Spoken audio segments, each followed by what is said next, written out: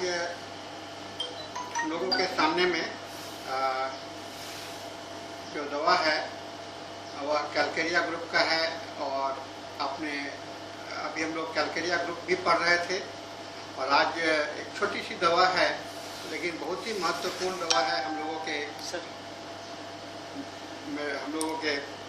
Mathematica का, और ख़ास करके ये टिश्यू रेमेडीज या बायोकेमिक रेमेडीज के तहत में इसका काफ़ी प्रयोग किया जाता है। और इसका नाम है कैलकेरिया फ्लोरिका, है ना। Calcarea fluorica one of the important biochemic tissue salts के रूप में प्रचलित है, लेकिन इसका होम्योपैथी में भी काफ़ी यूज होता रहा है। कैलकेरिया फ्लोरिका को हम लोग कहते हैं फ्लोराइड ऑफ द लाइम, यानी फ्लोर स्पर या fluoride of the lime, floor of the lime या फ्लोर स्पर के नाम से हम लोग इसको जानते हैं। सबसे जो प्रमुख इसका कैरेक्टरिस्टिक फीचर है इंड्यूरेशन, कोई भी चीज़ का बढ़ जाना और उसके बाद में सपरेट करने की टेंडेंसी हो जाना। सो इंड्यूरेशन थ्रेटनिंग सपरेशन, और खास करके कैटरैक्ट का केसेस और भी बहुत सारे इस तरह के जो हैं congenital syphilis, manifestations, ulcerations of the mouth, throat, गला, नेक्रोसिस, ये सारे घाव जो बढ़ते हैं और बढ़ करके धीरे धीरे उसके बाद में एक टेंडेंसी बन जाता है सेपरेट करने का, यह इस दवा के लिए काफ़ी उपयुक्त है। और इसके कारण इसे हम लोग ट्यूबरकुलर ग्रुप ऑफ मेडिसिन भी रखते हैं।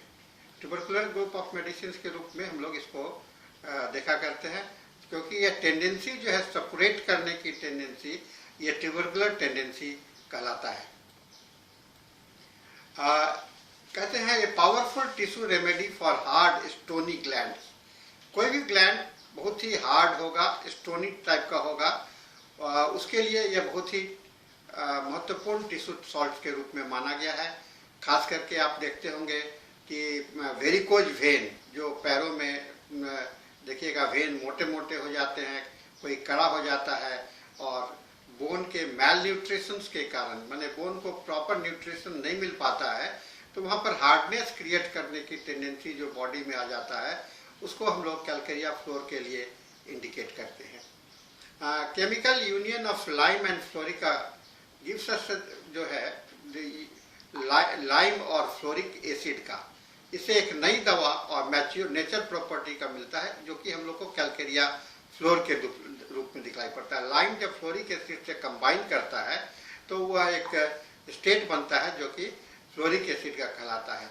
और इसके लिए और भी बहुत सारे एलिमेंट्स होते हैं, लेकिन इसका जो क्यूरेटिव प्रॉपर्टी है उसको हम लोग डबल रेमेडी के रूप में जानते हैं, यानी कि लाइम का प्रॉपर्टी और फ्लोरिक एसिड का प्रॉपर्टी। एसिड ग्रुप के जितने भी दवाइयाँ होती हैं उसके अंदर में आपको नेक्रोटिक सिचुएशंस होता है, और लाइम जो है यानी कि कैलकेरिया ग्रुप में इसमें आपका फॉर्मेशन या टेंडेंसी बढ़ने का होता है। तो बढ़ना और एक साथ में सेपरेट करना, ये दो स्थिति कैलकेरिया फ्लोर में आपको दिखलाई पड़ेगा। हार्डनेस बहुत हो जाएगा और फिर धीरे धीरे वो हार्ड होने के बाद में कुछ समय के बाद में उसमें जो सेपरेटिव टेंडेंसी आ जाता है। ट्यूबरकुलोसिस के केस में आप देखते होंगे कि जब ठीक हो जाता है सेकेंडरी स्टेज में, जिसको हो जाता है, फिर से जब रिलैप्स करता है तो उसके जो स्कार होते हैं वो काफ़ी हार्ड हो जाते हैं, फाइब्रॉइड टाइप के हो जाते हैं, और फिर बाद में तो ये रेजिस्टेंट ट्यूबरकुलोसिस के रूप में दिखाई पड़ता है। और कैलकेरिया फ्लोर का स्थान यहाँ पर बहुत ही महत्वपूर्ण हो जाता है। सबसे बड़ा जो लक्षण मेंटल स्टेट पर और जनरल सिम्टम्स के रूप में इसमें है वह फियर ऑफ पॉवर्टी, है ना। फियर यानी कि आप गरीबी का भय, है ना, क्योंकि इसमें गरीबी सेपरेट कर जाना एक निशानी होता है जहाँ की खत्म हो जाना, माने बह जाना, निकल जाना। तो यह मेंटल स्टेट पर देखिएगा, और खास करके इस लक्षण को सभी जगह पर आपको दिखलाई नहीं पड़ेगा।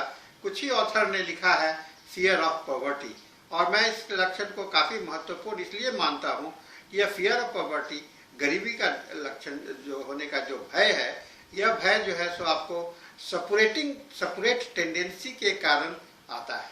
जब आप के शरीर से कुछ निकलने लगता है तो या शरीर से आपका खर्चा बढ़ जाता है या आप उसको लॉस होने लगता है, तो उस समय में निश्चित रूप से आपको गरीबी का जो भय आता है, पॉवर्टी का जो भय आता है, वो एक महत्वपूर्ण सिचुएशन होता है जो कि मेंटल स्तर पर आप इस दवा के अंदर में देख सकते हैं। दूसरा जो है ये जो गरीबी का भय है या कोई भी चीज, जब जो भी भयभीत आदमी होते हैं उसके अंदर में कोई भी बात को समझने की क्षमता बहुत ज्यादा होता है, क्विकनेस ऑफ कंप्रहेंशन, है ना। कोई भी काम को करने के लिए बहुत ही जल्दी उसके सिचुएशंस को समझ जाते हैं और ऑलवेज गेटिंग इनटू ट्रबल। लेकिन इस क्विकनेस के कारण, जल्दीबाज के कारण जल्दी काम जो करने लगते हैं तो उसके कारण ये प्रॉब्लम में चले जाते हैं। और सभी काम ये हेस्टी नेचर है ना, क्योंकि ये भय होता है कि खत्म नहीं हो जाए, नुकसान ना हो जाए, पॉवर्टी ना आ जाए, इस भय से उस काम को जल्दी निपटा लेना चाहते हैं। और निपटा लेने के प्रवृत्ति के कारण इनका जो काम करने का तरीका है बड़ा इरेगुलर हो जाता है, जल्दी इधर उधर करने, इसको चावेटिक सिचुएशन हो जाता है और अपने पर कंट्रोल नहीं कर पाते हैं। इसे दूसरे पर इनको भरोसा करना पड़ता है, क्योंकि जब उस समय में कोई आदमी मदद करने के लिए आ जाता है तो उनको अपनी को स्थिरता दिखलाई पड़ती है। इसलिए ये दवा इस तरह के व्यक्ति जो है तो हमेशा कोई गाइडेंस और सपोर्ट का काम करना शुरू किए, बीच में गड़बड़ होने लगा, उस समय में कोई तो चाहेंगे कि कोई आदमी हमको मदद करे, कोई आदमी ये करे। यह कैलकेरिया फ्लोर का इम्पॉर्टेंट सिम्टम्स है। कहते हैं कि ये बहुत तुरंत डिसीजन लेने के कारण ये अच्छे एक्रोबेट्स हो सकते हैं, एक्टर हो सकते हैं और कोई भी काम को डिसाइड आसानी से कर सकते हैं। लेकिन काम को पूरा करना ये बड़ी मुश्किल होता है। मुश्किल कि काम पूरा तब होता है जब आप धीरे धीरे उसके साथ में करेंगे। इसलिए इंटेलिजेंट तो बहुत हैं और इंटेलिजेंट होने के साथ में ये थोड़ा सा जल्दीबाज भी हैं, इसीलिए इनको अपने में जल्दीबाज के कारण ये मिस्टेक करते हैं, दिमाग को प्रॉपर यूटिलाइज नहीं कर सकते हैं, समझ जाते हैं लेकिन उसका यूटिलाइजेशन जो है सो प्रॉपर नहीं हो पाता है। ज्ञान का भंडार होता है लेकिन ज्ञान को अच्छे तरह से इस्तेमाल नहीं कर पाते हैं अपने जल्दीबाजी के नेचर के कारण। या इसलिए कहते हैं quickness of comprehension, but they are always getting into the problem. So this is important aspect that you can see in this calcarea fluor medicine. Then excessive mobility. अब ये जो है मोबिलिटी तो आप जरूर इसमें इसलिए देखिएगा कि मोबिलिटी इसके अंदर में इसलिए होता है क्योंकि ये जल्दीबाज होते हैं और जो भी जल्दीबाज होते हैं माने फास्ट में बहुत तुरंत हेस्टी नेचर के होते हैं, उनका तुरंत कोई एक्शन में आ जाते हैं। इसलिए इसमें मोबिलिटी इसके अंदर में होता है। मोबिलिटी फिजिकल लेवल पर भी होगा, मेंटल लेवल पर भी होगा और इसके कारण कोऑर्डिनेशंस की कमी हो जाती है और कोऑर्डिनेशंस की कमी के कारण इनको जल्दी आपको फ्रैक्चर या लिगामेंट डिस्प्लेसमेंट, स्प्रेन हो जाना, है ना, मोच आ जाना, ये हो जाता है। चलते चलते पैर जो है सो अड़क जाएगा। ये सब कारण, चूंकि ये फिजिकल लेवल से नहीं आ रहा है, ये मेंटल लेवल से आ रहा है, इसलिए इसके अंदर में यह इम्पॉर्टेंट सिम्टम्स हो जाता है। तो कोई आदमी को मोच आ गया तो उस समय में आप ये देखना चाहिए पैर में इंजरी हो गया तो इंजरी होने का क्या कारण है, किस वजह इंजरी, या एक्सीडेंटल है या जानबूझ करके है या अनजाने में है ना। एक्सीडेंटल इसको नहीं कहेंगे, ये कहेंगे कि इनके अंदर के मानसिकता जल्दीबाजी के कारण इनके अंदर में इस तरह के सिचुएशंस के, तो ये इंटरनल, अगर ये ठीक से चलते तो ऐसा नहीं होता, लेकिन जल्दीबाजी के कारण इनके अंदर में जो सिचुएशन आता है इसको कहते हैं ऑकवर्डनेस भी हम लोग जानते हैं। ऑकवर्डनेस कैलकेरिया फ्लोर का माने अपने को इस स्थिति में नहीं समझ पाना कि पैर को आगे रखें कि पीछे रखें, इतनी जल्दीबाजी होती है और उसके कारण इसमें मोच आ जाता है। यह एक इम्पॉर्टेंट फिनोमेना जो है जो इनकी जल्दीबाज नेचर के कारण होता है। बात समझ जाने के बाद में तुरंत चाहते हैं कि काम हो जाए और तुरंत काम होने के कारण क्या होता है कि ये सभी चीज को एक साथ करना चाहते हैं और इसमें इनके लिए बहुत बड़ी समस्या इनको पैदा हो जाता है। और इसे ओवर स्ट्रेचिंग होगा, है ना, शरीर में ओवर स्ट्रेचिंग ज़्यादा हो जाएगा, खास करके जिम्नास्टिक का, डांसर्स का, बैलेट डांसर्स का, स्पोर्ट्समैन में due to straining, over stretching of ligaments, muscle and the joints दिखलाई पड़ेगा। ठीक है ना। तो ये ओवर स्ट्रेचिंग इंपॉर्टेंट एस्पेक्ट है out of the hyper sensitivity and hyper activity of the human life, है ना। आपके अपने जल्दीबाजी के कारण आप समझ गए, डांस करना समझ गए, सारा चीज को समझ गए, लेकिन उसको तुरंत निपटा देना चाहने के कारण आपके अंदर में जो बॉडी को जो स्ट्रेचिंग होता है, वह एक्साइटमेंट होता है, उस एक्साइटमेंट के कारण ओवर स्ट्रेचिंग का सिचुएशंस आ जाता है, और यह आपके लिए इस सिचुएशंस में आपको कैलकेरिया फ्लोर जो है सो एक इम्पॉर्टेंट फिनोमेना होता है। और कहते हैं कि ये बहुत ही चिली पेशेंट हुआ करते हैं, ठंडे का मौसम इनके लिए बर्दाश्त नहीं होता है, लेकिन गर्म होता है, लेकिन एग्रीवेट कोल्ड इन जनरल, और कोल्ड जो है सो से इनका कष्ट जो है सो बढ़ जाता है। ठीक है ना। चिली पेशेंट होने के कारण ये कोल्ड से इनका कष्ट बढ़ता है। देन इनका इंड्यूरेशन ऑफ, और सबसे बड़ा पत्थर नुमा ग्लैंड्स, टॉन्सिल्स, गले का ग्लैंड्स, पाइल्स, ट्यूमर, अल्सर का किनारा, घाव का किनारा किनारे देखते हो गांठ हो जाता है, नोड्स, ब्रेस्ट में नोड्स हो गया, ये काफी इंड्यूरेटेड होते हैं, काफी स्टोनी हार्डनेस कहलाता है, पत्थर के जैसा, है ना, पत्थर के जैसा कड़ापन आ जाना इनका जनरल सिम्टम्स के अंदर में आता है। दूसरा इंड्यूरेशंस ऑफ द मसल्स भी कड़े हो जाते हैं, ये इंड्यूरेशन बढ़ जाना और स्टोनी ये हो जाना। पहले का स्लाइड्स बता रहा था ये भी इंड्यूरेशंस है और ये स्टोनी इंड्यूरेशंस है, और ये हम लोग बता रहे हैं कि मसल्स भी आपके इंड्यूरेशंस हो जाते हैं। Swelling and hard nodes in the ligaments, है ना, लिगामेंट्स में भी स्वेलिंग हो जाएगा, कनेक्टिव टिश्यू, मसल्स और टेंडेंस, इसके कारण इनके अंदर काफी तनाव पैरों में होता है, मोच आ जाना, पिंडली चढ़ जाना, है ना। लोग कहते हैं कि क्रैम्प्स, एक मसल्स एक दूसरे पर चढ़ गया, यह इनका एक प्राइमरी फीचर्स के रूप में आपको दिखलाई पड़ेगा। इनके अंदर में आप बहुत सारे इस तरह के गांठ पड़ने के कारण इनके शरीर पर बहुत सारे दाग देख सकते हैं, जैसे बर्थ मार्क, है ना। लोग कहते हैं कि बर्थ मार्क है, वो दिखलाई पड़ेगा, वेस्कुलर ट्यूमर का, वेरिकोज वेन का, कोई घाव हो गया, घाव छूटने के बाद में उसका दाग जो है सब बहुत समय में पड़ा रहता है, या आपको खास करके जितने भी टिश्यू जो कि हार्ड हो जाते हैं, जब खत्म हो जाते हैं शरीर पर, तो उनके एक दाग हो जाते हैं। और बर्थ मार्क एक इम्पॉर्टेंट है, जो कि आप जन्म के साथ में दाग लेकर के आते हैं, वो आपके इस मेडिसिन के लिए एक इम्पॉर्टेंट होता है। Tardy development of the bone जो है सो इनके जो है सो सही ढंग से डेवलप नहीं कर पाते हैं, है ना। और इसके कारण क्या होता है कि बोन जो है सो ठीक से लगता है कि टेढ़ा मेढ़ा है, और बच्चे जब चलना सीखना चाहते हैं तो चलने में कठिनाई होने के कारण वो धीरे धीरे चलते हैं, और चलना इनको देरी से समझ में आता है, सीख नहीं पाते हैं। ठीक है ना। सॉरी,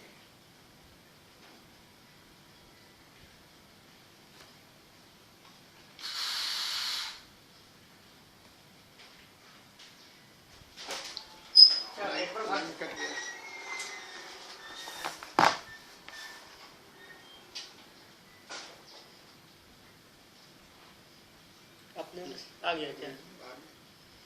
सॉरी, लाइन कट गया था।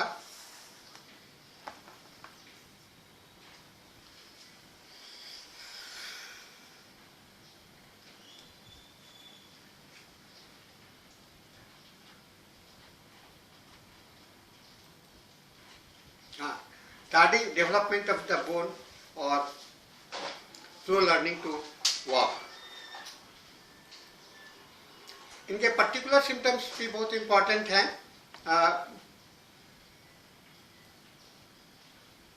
पर्टिकुलर सिम्टम्स भी बहुत इंपॉर्टेंट हैं, जैसे chronic suppurations of middle ear, कान के बीच में जो है वहाँ से सेपरेशंस होता है, येलो इस थिक ग्रीन डिस्चार्जेज, बच्चे लोग में आप देखिएगा बहुत से पेशेंट आते हैं जिनके कि पीले हरे रंग के डिस्चार्जेज हुआ करते हैं। Adenoid and thick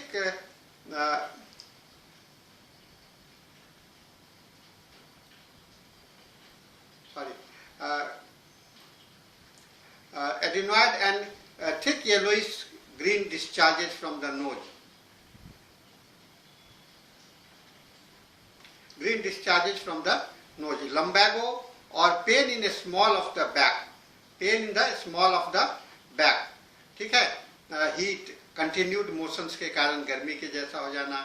Beginning of motions aggravate करना and during the rest में and after failures of the Rustux. Rustux के काम करने के बाद में आप इसको सोच सकते हैं. Swelling of thyroid glands should loosen the collar, sensation of constriction in the region of the thyroid and pulsations. Bastille disease, dysthyroidism, hyper and hypothyroidism, digestive troubles and hyperthyroidism. ऐसा जूलियन ने इस बात को लिखा है. तो ये बहुत सारे पर्टिकुलर सिम्टम्स यहाँ पर आपको देखेंगे, जो कि जितने भी पर्टिकुलर सिम्टम्स भी हैं उसमें आप एक चीज खासियत आप देख रहे होंगे, उसमें सपुरेशन, ग्रोथ, यही दो चीज से रिलेटेड हैं और पर्टिकुलर एरिया में है, अलग है, उसके कारण है. और एक चीज आप देख रहे हैं, कंटिन्यूड मोशंस और मोशंस, बिगिनिंग ऑफ मोशंस, इनके लिए काफी प्रॉब्लमेटिक हो जाता है. फिर deficient enamel of the teeth, premature एनकेरी, है ना, दांतों में जो है एनामेल्स का कट कम हो जाना और फिर जल्दी सड़ जाना, ये है. और कैटरैक्ट के लिए माना जाता है कि ये सब बहुत ही इम्पोर्टेंट मेडिसिन है.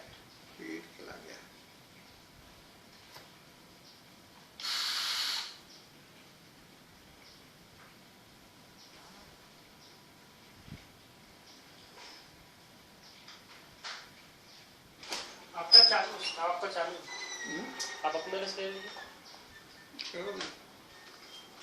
कहाँ चालू फोन आपका चालू, यहाँ से नेटवर्क जोड़िए ना अपना, मिनिमाइज. हाँ बोलिए, आवाज आ रही है.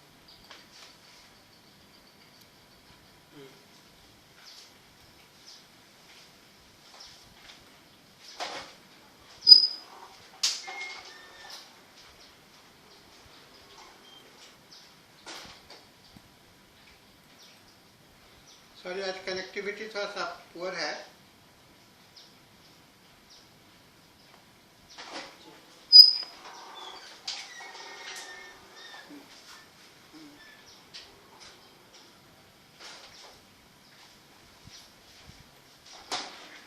कैटरैक्ट है, डिमिनिश्ड हियरिंग पावर है कैल्केरियस डिपॉजिट के कारण, cramps of the calves at night और ameliorated by uncovering and stretching.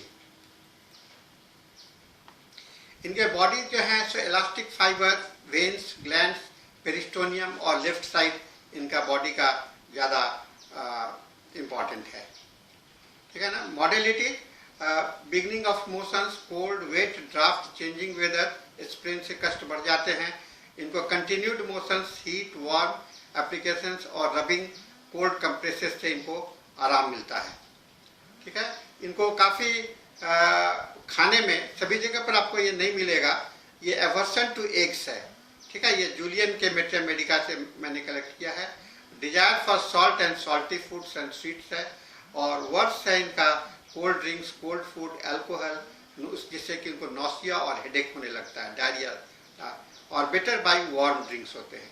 तो मुख्यतः आप जो इसकी दवा का जो संक्षेप में न्यूक्लियस पॉइंट यह है कि मॉडलिटीज ऑफ रस्टॉक्स, रस्टॉक्स का जो मॉडलिटी है वो इसके अंदर में दिखलाई पड़ेगा. Aggravations in the beginning of the motions, cold, damp weather, continued motion से आराम होना, वार्म से आराम होना, फियर ऑफ पॉवर्टी और एवेरिस, कंजूस प्रकृति हो जाना, over straining and over stretching of muscles and joint, born acrobat, contortionist, deficient enamel of teeth, premature caries, indurations and adenoids, and quick but ineffective, irregular and chaotic reverse of the calcaria carp. ये calcaria carp का उल्टा है.